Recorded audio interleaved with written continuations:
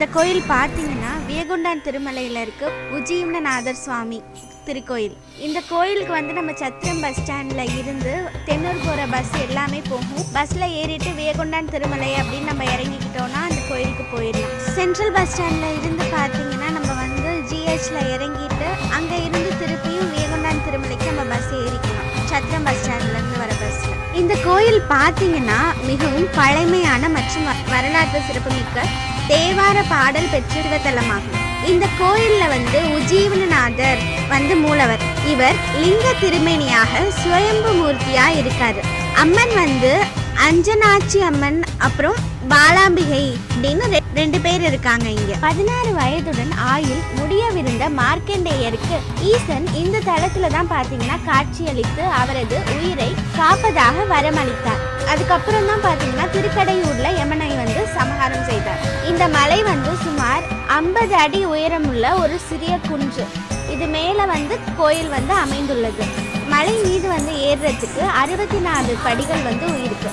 புராண காலத்துல பாத்தீங்கன்னா இந்த ஊரை வந்து நம்ம திருக்கற்குடி அப்படின்னு அழைக்கப்பட்டது. சம்பந்தர், அப்பர், சுந்தரர் ஆகிய மூவராலும் பாடல் பெற்ற பெருமையுடையது இந்த ஸ்தலம்.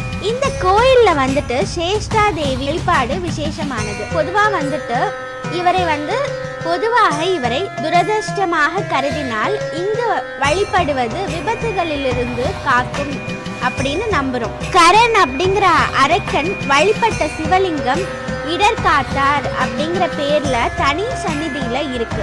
நந்திவர்ம பல்லவ மன்னரால் கட்டப்பட்ட இந்த கோயில் சோழர் காலத்து கல்வெட்டுகளையும் கொண்டுள்ளது. சூரிய ஒளி தை மாதம் முதல் தேதியன்று சுவாமி மற்றும் அம்மன் மீது நேரடியாக விழும் வகையில் கோயில் அமைக்கப்பட்டுள்ளது. இந்த கோயிலோட நேரம் பார்த்தீங்கன்னா காலையில 6 மணிலிருந்து நண்பகல் 12 மணி வரைக்கும் திறந்திருக்கும்.